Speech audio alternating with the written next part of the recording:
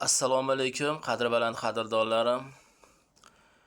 Bu video murojaatimdan maqsad olmatalik qarindoshlarga, tug'ishganlarga.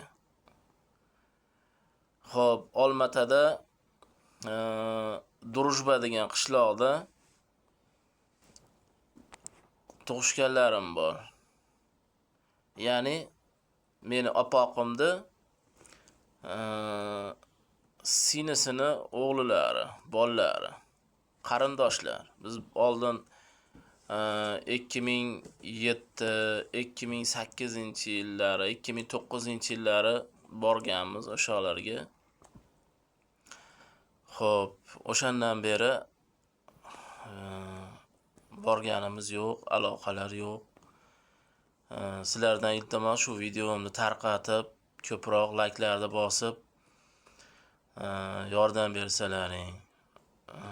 Shu qarindoshlar yetib borsa, ko'rishsa yaxshi bo'lar edi. Amakilarimiz deb hisoblaymiz, chunki biz amakilarimiz bo'ladi. Endi amaki deymiz ularni. Xo'p, ismlari Olmos aka, Erkin aka, Ablaz aka, Ablikim aka. Bular hammasi amakilarim bo'ladi.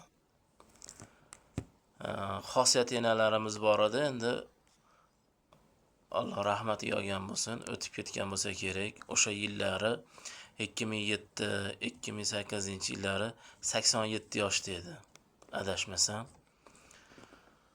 U paytlari bor edi. Undan keyin borganimiz yo'q. Sizlardan iltimos shu videoni ko'proq tarqatib,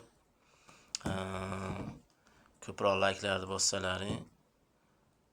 Shu insonlar ko'radi degan umiddaman. Sog' bo'linglar, salomat bo'linglar. Rahmat hammalaringga.